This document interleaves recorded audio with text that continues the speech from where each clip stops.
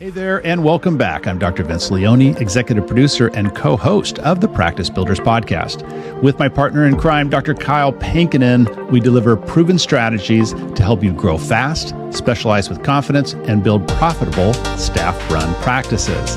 Let's go ahead and dive into today's episode now. Hello, and welcome to the Practice Builders podcast. My name is Dr. Vince Leone.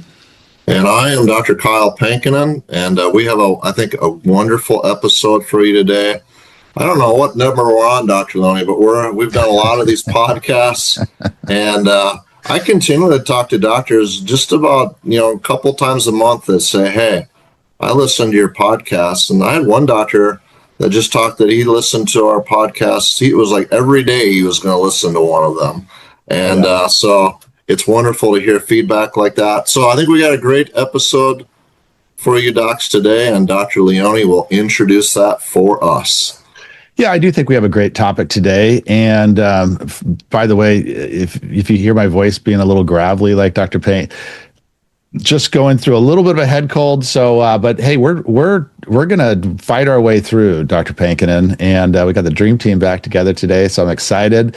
Today's topic is why most doctors struggle with growing spinal decompression. And, I think this is a really important topic because it's what I hope doctors get out of this is that they can identify where their bottlenecks are, right? What is the primary bottleneck, secondary, tertiary, so that, because you can't work on everything at once, but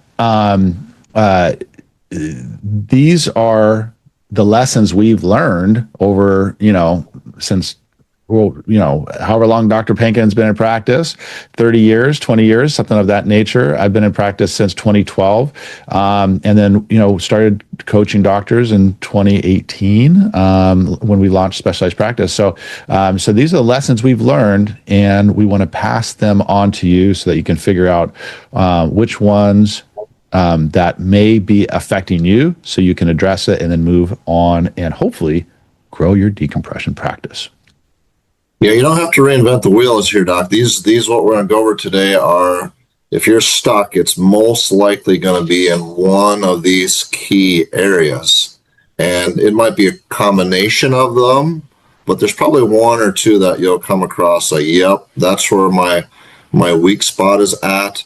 And then you got to take action steps, obviously, to try to improve upon those areas. And this learning, mastering decompression, and not just the clinical aspect of it, but the presentation of it to patients and patient selection, there's an art to it, just like anything.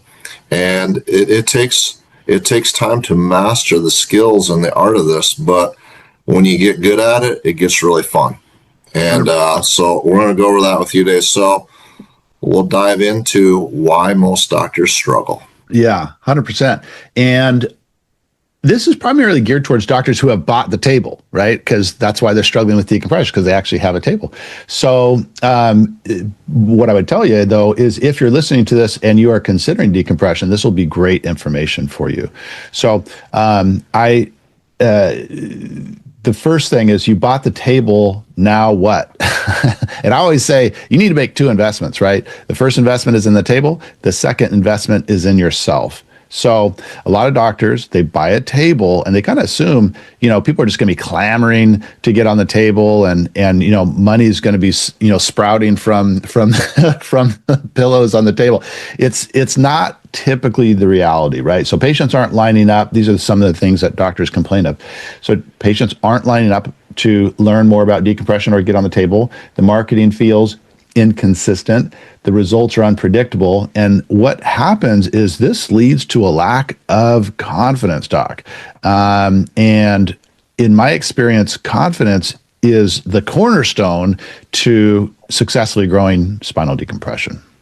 That is one of the major themes that we teach all of our doctors at Specialized Practice is you got to have confidence in your clinical skills, but then you also have to have confidence in the actual decompression protocol and process itself of what you're going to take the patient through and what you're going to present to the patient, because we're taking to go from general chiropractic to then elevating to presenting decompression plans and protocols to patient. That's a step up. And that step up for doctors, if you don't have the confidence in your skills or the program or the protocol you have, patients will see through that, and they'll sense that this doctor's pretty green, or this doctor is doesn't have that confidence, and they're not as likely to then buy in. They're not as likely to follow your treatment recommendations. And so we have many ways that we teach doctors in order to build their confidence. But that is a huge red flag to patients, is that their doctor lacks confidence. And you know what? If you're a doctor that lacks confidence, I mean, you feel that inside. No doubt about it. Can't recommend something that you're not confident in, Yes. And so, and what I would encourage doctors to think about is remember who you are competing against.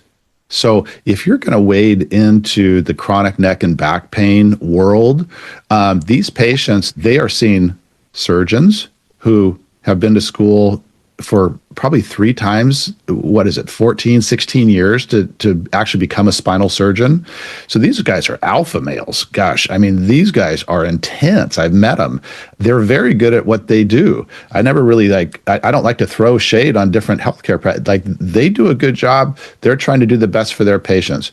But that's who you're competing against. You're also competing against apathy, one. So people just, they're just going to essentially drug their way through it, or just not do anything.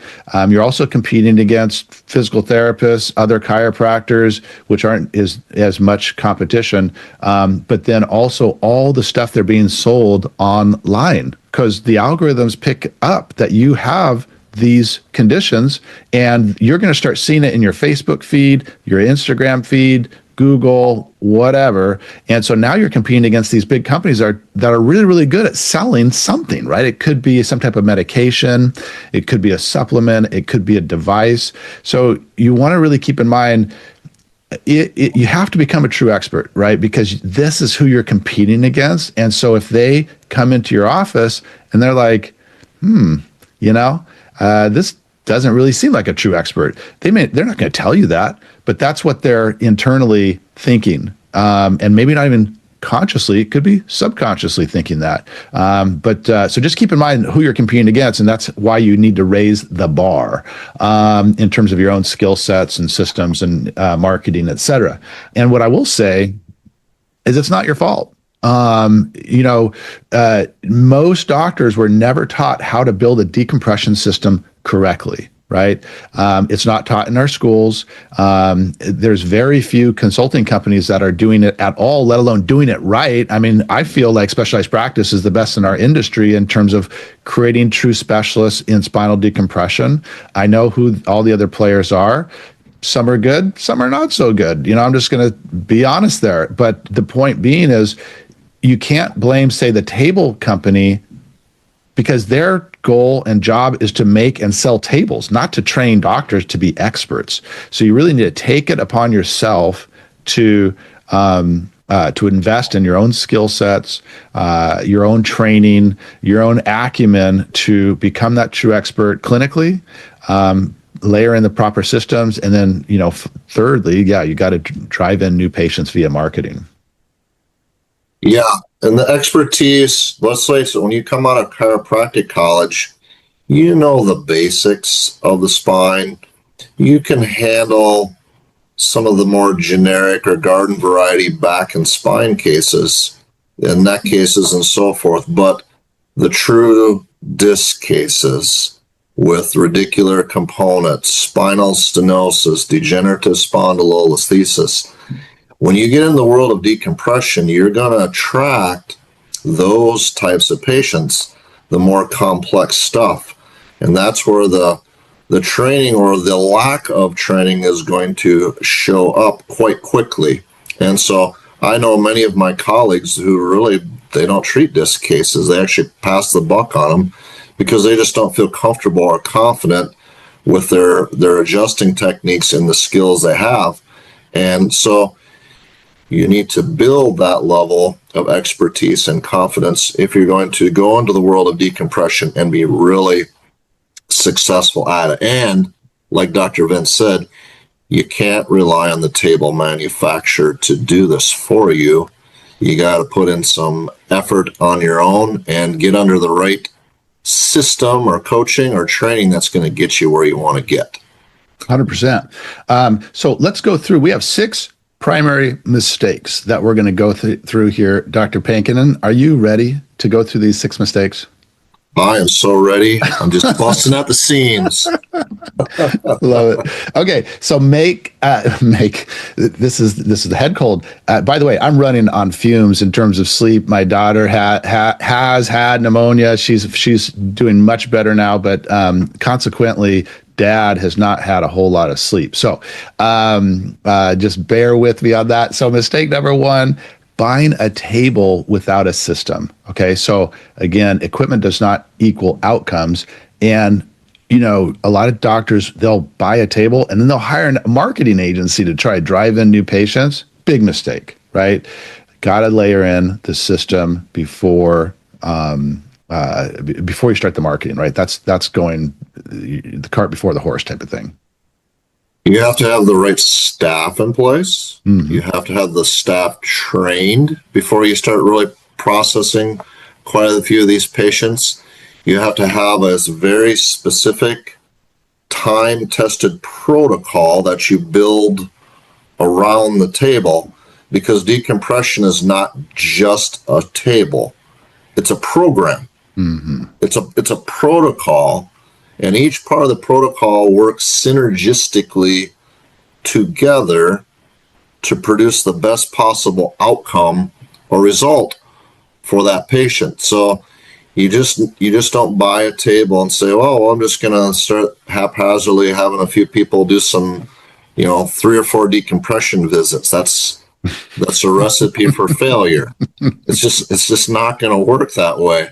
And so you have to have that protocol built in and understand the ins and outs of it, and then be able to effectively communicate what that is to the patient. When you have that in place and you have a time-tested and proven protocol, the results will come, and then so will the fruit of that, the finances and things like that you're looking for. Yeah, well said. And there is one group, and I'm not going to name them, but it really frustrates me. It's one of my irks is they do this. Well, just try 6 visits and see how it goes, and then you kind of go 6 more and 6 more. It's like, that's terrible. I'm just going to say it. The research is clear, right? I mean, if you just do a little bit of digging, the research is out there. 20 visits is the minimum effective dose to get a patient to MMI. So why in the world would you be recommending you starting a patient at 6 visits? Because the vast majority of them are not going to get better in 6 visits. They may have a little bit of change, but if you're expecting to get significant change in 6 visits, you're mistaken. Dr. Kyle has already shown the research where most significant changes happen between week 3 and 7. So, that's where I don't like. In our industry, it's a little loosey goosey, right? It's like, hey, you ask your buddy, well, what are you doing? And, it's like, that's no way to run high level healthcare, right? It needs to be run based on research and proven outcomes, protocols that work. And so anyways, that's one of my little pet peeves is people that are in the industry and they're propagating stuff that they really have no business spreading that message, because you are doing a disservice to the doctors, and most importantly, you're doing a disservice to the patients.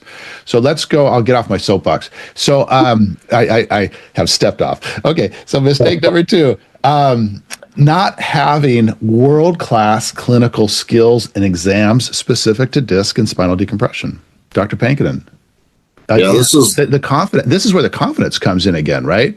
Because I always say the close starts in the consult. It doesn't happen in the ROF. It's pretty much you just don't screw things up in the ROF. But if you have a world-class, and Dr. Pankonin has created a tremendous training for our doctors, our members, the world-class exam training for neck and back. And I will venture to say this is probably the most thorough exam specific to disc in the industry. And so when you do this, what happens is you have patients that literally say, I have never had an exam like that. And so what's happening is you are earning their trust, you're developing rapport, and they don't want to go to anybody else because no one else has ever done that before. And so you're going to find that primary pain generator. And that's what's going to give you the confidence, or at least start to give you the confidence, hey, I can help this patient. I've had several doctors over the last few years that have told me, Doc, I listened to and watched your exam videos. I built it into my EHR, and I'm just doing it exactly as you laid out. And they will say things, my conversion has gone from 20% to 70% or to 80%. And they, a lot of times they'll say, this is the only thing I'm really radically doing different is I'm just doing a much higher end exam than I've ever done before. And patients will see when you do that exam that they really are in the office of an expert. It makes them feel that way. And that's the reason why the conversion goes up, because when they feel that now I'm finally in the right spot, this doctor is an expert. When you give the recommendation to Mrs. Jones and say, hey, you are an excellent decompression candidate, I'm going to tell you about our protocol, and this is what I'm recommending for you, the odds that they're going to say yes to that is much higher versus somebody who does a poor or cursory exam or only relies on imaging findings. Or no exam. Or no exam at all. I've many doctors I've talked to that literally do no exam. No exam. And I'm like, wow, you're pretty brave for at least admitting it. But gosh, I mean, talk about a low bar. Yeah. So, I mean, if you have somebody that comes in with just a garden variety spine condition and it's maybe a little bit acute or not a major condition. Yeah, can you rely on your palpation skills and your adjusting skills for a lot of those? Sure. But if you have somebody that's coming in with a significant disc issue and they have motor weakness and they have altered reflexes and they have sensory changes and they've been to other providers before, you're not going to win the day with that patient unless you're showing them that you are really invested in helping these disc patients and doing a high-end exam, and then that confidence comes in you, and then you're going to be their guy, or you're going to be their gal, you're going to be their doctor because, hey, you've demonstrated to them what you can do already with that exam. And here's the thing, if you don't do this, what you will hear in the ROF are things like, let me think about it, the dreaded let me think about it, right? Or let me talk to my spouse, or let me look at my finances. That's a soft no, right? That's basically them saying, I don't trust you with my health, with my money, and I'm not going to move forward. So that's why you never hear from them again. That's why they don't pick up your call if you call them again. And so the close starts in the consult and specifically the exam. So that's mistake number 2. Let's go to mistake number 3, treating on day 1. Dr. Pankonin, why in the world would you do this? Yeah, so treating on day 1 is something that's going to, if it's a true case where this is a potential decompression candidate, let's face it, most of these people, when they're coming in, they've already had this pain for weeks, months, sometimes years. Mm-hmm. You don't have to be in a big hurry to start treatment on day 1. Day 1 should look like we are gathering as much information about this case as possible through a detailed history, detailed exam, reviewing imaging if they're available, or getting imaging if there hasn't been done, and then setting up a separate day 2. In other words, you got to lay out and figure out what is causing the pain. In other words, what's the diagnosis here? And then you build from that in your day 2. But day 1 is all about setting the groundwork and laying the groundwork and the foundation and establishing that authority as the expert. And then when you get to day 2, your odds of acceptance are going to be much higher. Really, it's just a matter of finalizing some things with finances and things of that nature. But day one, if you jump to treatment too soon and you haven't established that authority, that expert level insight in their eyes, you're shooting yourself in the foot. I mean, 100%. I mean, we talk about need three things, right? You need subjective complaints that line up with the disc. You need objective testing that line up with the disc. You need imaging. So you're going to get that in the consult, the exam, and the imaging on day one. Now, the caveat is if you want to do what we call an all-in day one, in other words, you get those three things, and then you take time and say, hey, okay, Mrs. Jones, so, do you have time? Do you want to go across the street, grab a coffee at Starbucks or whatever? I'll sit down and review this, and then we can go right into the report of findings and see if you're a candidate. Now, that's okay, right? Because you're taking the time to actually determine whether they're a good candidate for care. We had a lot of people that would travel an hour, 2 hours, et cetera, to see us. So they didn't want to, if they didn't have to, drive on back and then come on back the next day. And so they were more than happy to hang out for 20 minutes, 30 minutes, go get lunch, come back after lunch. It just depends on your schedule. But the point here is we don't want to put them on the table until we've figured out if they're a candidate for care, and most importantly, if there's any contraindications. I mean, a lot of doctors don't even know, hey, when I cannot do treatment on a spondy. So that's just one example. So there are contraindications to spinal decompression. All those need to be ruled out before you're put them on the table. To me, it's common sense. But anyways, that's a big mistake. Again, they're not going to tell you that this seems odd. They may ask for it. Now, if they do say, well, I'm in a lot of pain, totally understand that. Here's an ice pack. If you're going to push them to the next day for day two, which most doctors do, here's an ice pack. I want you to do, you can do hot, heat or ice, whatever they tend to do best with. I want you to do this 3 cycles, 20 minutes on, 20 minutes off. I want to do 3 cycles of that tonight. That's going to manage the pain. We're not going to fix anything, but it's going to help you sleep a little better. Come back tomorrow, and then we'll talk about and go over your report. So anyways, that's mistake number 3, treat on day one. You got to be firm with the patient, right? If you let them push you around, well, then now you're setting up a poor relationship with the patient, because now they're the leader, you're the follower, and that's not good. So let's go into mistake number 4, weak report of findings, right? So one of my first coaches was Dr. Eric Breitenmoser, and I always really liked Dr. Eric. He taught me a ton. I always say he saved my career because he's the one that got me into niches back in 2009. So I have a lot of love for Dr. Eric, and he has this really heavy Austrian accent. Dr. Wiens, you're dying on the vine. I'm like, yeah, Dr. Eric, I know that. What the heck do I do? You're my coach. And he's like, you got to try neuropathy. No one's doing it. What the fuck, Dr. Joe?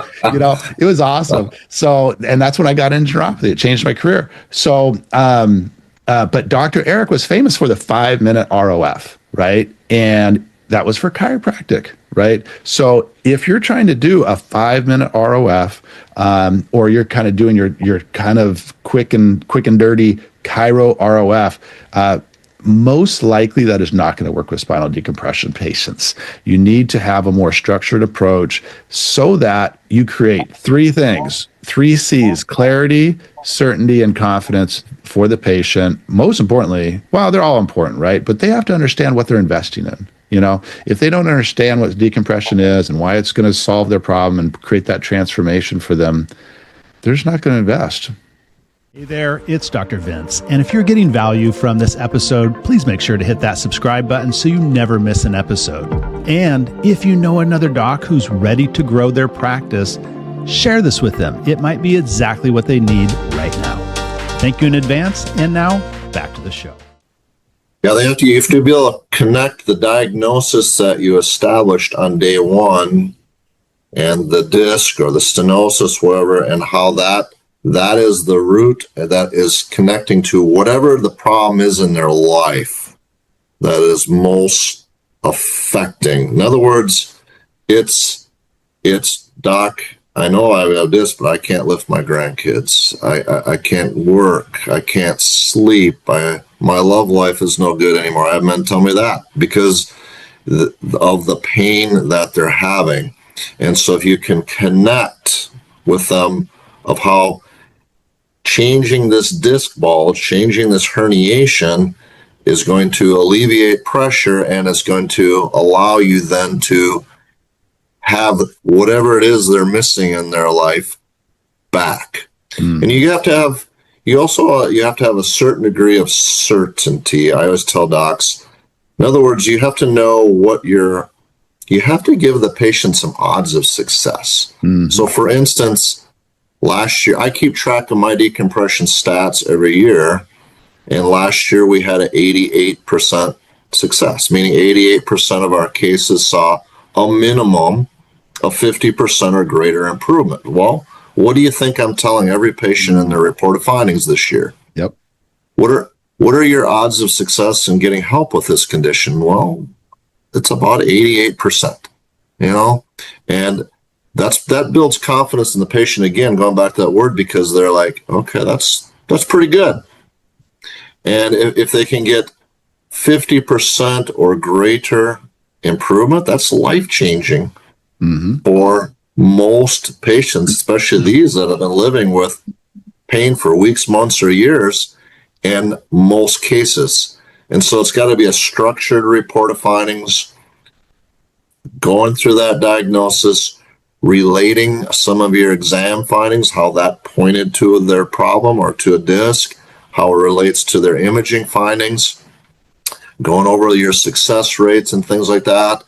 And you do those things, patients are going to more likely say yes in the report of findings. Yep, 100%. The only thing I'll add to that is the reason why we like to get it really structured is one, for efficiency, so that you can get through it in 20, 30 minutes, something like that, so that you can kind of block out your schedule appropriately. But also, every one of these patients is going to be, quote unquote, worth, $4,000, $5,000, $6,000, whatever your care plan is. I mean, you want to take this very seriously, right? I mean, it's going to be significant revenue for your practice. It can be an inflection point in that patient's life. If they don't trust you and they don't move forward, who knows what's going to happen with them?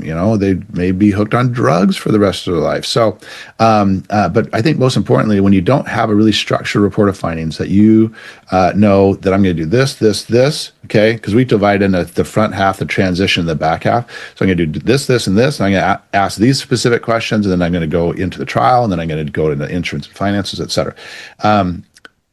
With no structure, there's chaos, right? And as much as possible in a healthcare practice, we want to create order, right? We want things to be predictable as much as possible. And you have control over this. You don't have control over how your front desk showed up that morning. Maybe she didn't get her coffee or her, super duper latte or whatever. You can't control how patients, react or don't react and how they may present in the office. What you can control is your internal systems.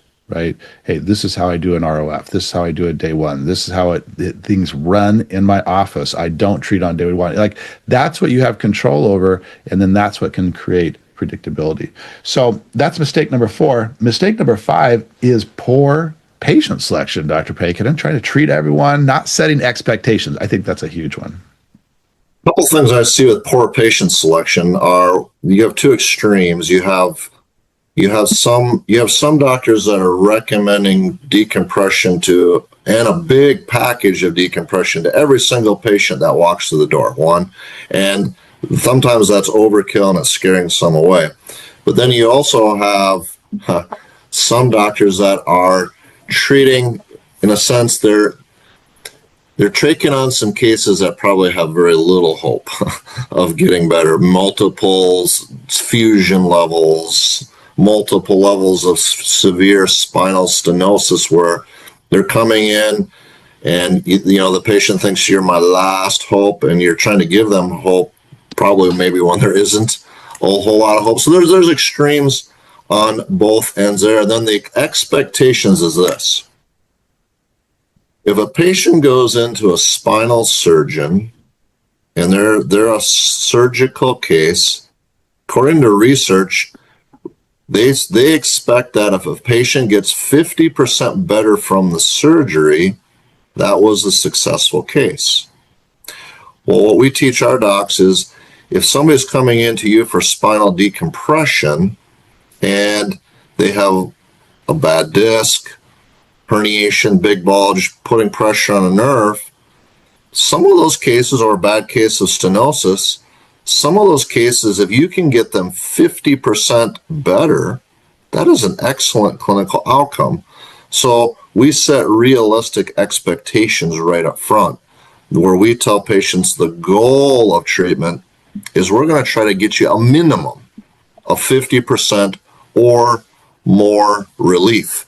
You know what happens with that is then if they get 70% better or 80 or 90% better, which many of them do, they think you're a rock star. But if they only get to 50% better, they say, well, you got me what we had hoped we would get, doc. Yep. And then you get those small percentage of cases that don't get that, but it's not going to be a big percent. 10 to 15 at the very most that will not get 50%. But you can't tell a patient, oh yeah, we're going to fix this, or we're gonna get this 100% better, because you may not be able to deliver on that result. Yeah, great point. And I think if you don't set expectations, in other words, you don't clarify what success looks like, success for them is probably going to be different than success for you. Because if you're internally thinking, hey, we got 80% of our patients 50% or better, in their mind, they may be thinking, success to me looks like I'm going to be pain free, right? And so with, a lot of these patients are older. They're 60, they're 70, whatever. There's a lot of tread, there's a lot of miles on the car. Okay, I'll use that analogy. There's a lot of mileage on the vehicle. And I'd always tell patients, hey, no offense, but I just want to let you know, you're not going to feel 20 years old again. Okay. You are going to feel better. We're expecting, this, like if you're at an 8 out of 10, I expect to get down to around a 4 out of 10. Does that look like success to you? Because if it doesn't, it probably doesn't make sense to move forward. If you're thinking you're going to get to 0, it's possible, but it's not realistic. It's not most likely. I think what is most likely is we get about 50% reduction in pain, probably a little bit more, but what, from your perspective, does a successful outcome look like? So what's interesting about this is when you do set these expectations and have this conversation with the patient, it reduces refunds, it reduces unhappy patients, it reduces, a patient saying, oh, spinal decompression didn't work, because, yep. And here's what's really frustrating is like, you take someone from an 8 to a 4, that is life-changing, but they may walk out of there and say, well, it didn't really work for me. Oh, it worked. As long as you clarified what success looks like, it did work. Did it make it perfect? No. It's unrealistic, especially for how chronic these conditions are, how old the patients typically are, to get to perfect status. I think when you have that conversation with patients, they'll respect you more. They won't be thinking like, oh, you're trying to sell a miracle cure. I think it's just good healthcare practices. So mistake number 6, this is our last mistake, Dr. Kyle. No real marketing systems, right? So if you want to, get to say 5 to 10 new starts a month, you're going to need to have multiple avenues of new patients. So the data tells us there's about 100 million people in the US that suffer from just general neck and back pain, right? So 8 to 10% of those are due to chronic in nature, disc, DJD, et cetera. So that's what we can treat with spinal decompression. So if you think about that, let's just call it 10% for easy math. I mean, I don't, math was never my super strong suit, so I don't want to hurt my brain right now. But if you think about, if you get 30 new patients a month, just with referrals, right? You're doing 50 grand a month, 30 new patients a month. Well, if you are able to properly install systems in the office and internal market through email, flyers, signage, workshops, et cetera, you're going to get 3 to 4 starts just from your new patient flow, right? Because about 10% of your garden variety neck and back pain have a disc, right? So what we want to do is build in internal marketing strategies. So all your past patients, your existing patients under care know that you offer this treatment and know to ask you about it if they're experiencing the symptoms. And then you want to layer in your external marketing avenues, maybe 2 or 3 paid avenues. It could be SEO, it could be Facebook, it could be Google, it could be newspaper, et cetera. So we want a multi-channel strategy so that we get consistency in our new patient flow. Dr. Pankonin is one of the masters at this, and having he's doing, well, I'll let you kind of explain what you're doing, but, podcasts and, radio and newspaper and Facebook and all that stuff. Yeah, I was looking at it as each one is a different bucket. Yeah. So newspaper is a bucket, Facebook is a bucket, radio is a bucket, podcast is a bucket, email campaign is a bucket. And each bucket, you're trying to get a little bit from each bucket every month. And I've said this for years, I don't have one marketing thing that is just fantastic where that's like, I don't even need any of these other things because this one's I get all the patients I need from this. No, I get little drops from each bucket every month. And over a course of a month, though, that's enough drops from each bucket that it adds up to pretty good by the end of the month, where I've had several leads, several startups. And so it's a comprehensive strategy, and I'm not putting all my eggs into one basket. It's diversified, I guess. Mm-hmm. And that's what I have found has served quite well. I talk to some doctors, well, do you think I should try newspaper? Or do you think I should try Facebook? Or my answer is, well, don't rely on one thing. Try them all. Mm-hmm. And then you might have to modify that as you go, because maybe you, in your particular area, you find one that works better. Okay. Well, then divert more money to that ad campaign or whatever that is, and maybe put less in another thing as you sort through that. But doctors are always looking for what I call the magic bullet. And there are some instances where there's a magic ad but most of the time it's just consistently doing the right things month after month, multiple channels at the end that wins the day. Couldn't have said it better. 100% right. And, Dr. Pankonin is a great example of that because his practice continues to grow year over year, right? Consistency wins. And the diversity, right? Stability through diversity is what, is going to get you that consistent flow of good quality patients. And then also we like to use education-based marketing with our clients where we are right on the ad. It's trying to educate patients. We use webinars, we use pre-consultation videos, we use patient reports, all of this to, different kind of touch points of the patient journey so that, one, it kind of does a lot of the heavy lifting in terms of educating the patients, but two, a pre-educated patient just turns into a better patient. They're seeing you as the authority because you're teaching them something that no one else is teaching them. And that's really what I found cuts through the noise of the marketing kind of world right now. There's so much noise. There's so many people marketing. I think what people really are drawn to is authenticity and value. If they get value out of the information that you give them, they tend to respect you more. And I don't think it's any more complicated than that. So that is I think we'll wrap it up there, Dr. Kyle, because I think that was covered that the 6 mistakes and why a lot of doctors or most doctors struggle with spinal decompression.